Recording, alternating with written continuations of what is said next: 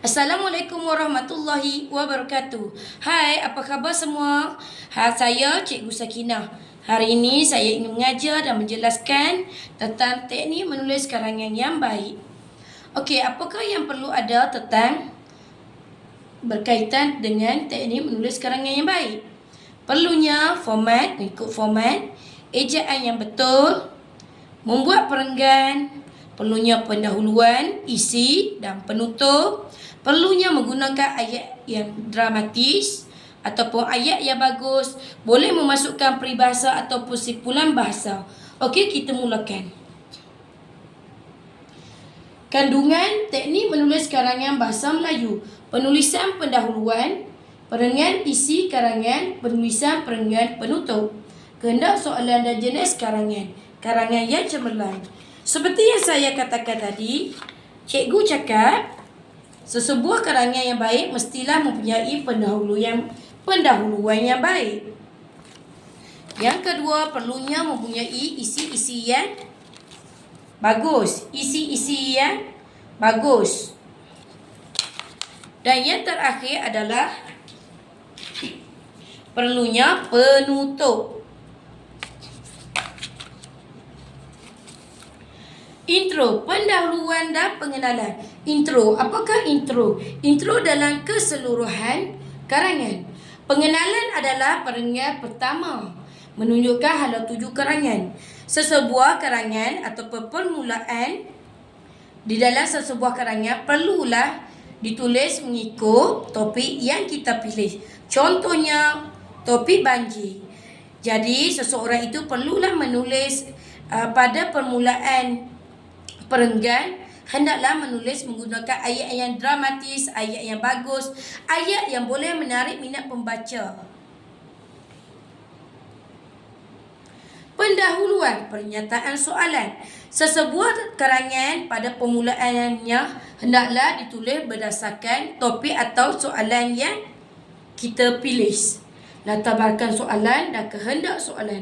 Apakah yang kehendak soalan inginkan? Sama ada karangan berbentuk fakta, surat rasmi, cerita, peribahasa dan sebagainya. Perenggan yang seterusnya kita masuk kepada isi.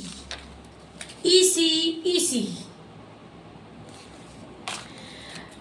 Perenggan isi karangan perlulah ayat topik. Ayat huraian, sesuatu isi yang ditulis mestilah mempunyai huraian, menjawab soalan siapa, mengapa. Ayat huraian menjawab soalan bagaimanakah akibat dan bukti dan contoh, serta boleh memasukkan ayat penegas dan ayat peribahasa. Ayat peribahasa sangat digalakkan di dalam sesebuah karangan supaya ianya menunjukkan sesuatu ayat yang ditulis di dalam sesebuah isi, perenggan isi itu menjadi lebih dramatis, lebih membuatkan sesebuah karangan itu lebih bagus. Dan yang terakhir adalah penutup. Perenggan penutup adalah perlulah ditulis pandangan penulis tentang tajuk dibincangkan. Apakah pandangan penulis? Contohnya karangan banjir yang berlaku di Malaysia ini.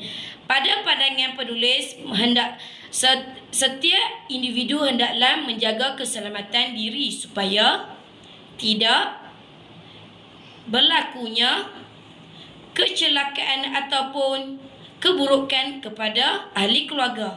Itu adalah contoh pandangan penulis. Selain itu juga penulis perlu mengemukakan langkah atau tindakan untuk dibincangkan. Langkah-langkah bagaimanakah sesebuah karangan itu ditulis. Contoh ayat, contoh topik yang dipilih adalah banjir. Jadi penulis perlu mengemukakan langkah. Contohnya adalah masyarakat perlu ataupun jabatan-jabatan berkenaan perlulah mengorek sungai ataupun memperluaskan sungai supaya tidak berlakunya lagi limpahan air. Dan menyatakan harapan. Penulis juga boleh menyatakan harapan. Jadi dari situ kita boleh melihat bagaimanakah kefahaman penulis terhadap topik yang dibincangkan. Jadi cikgu rasa setakat itu saja. Selamat menulis karangan yang baik.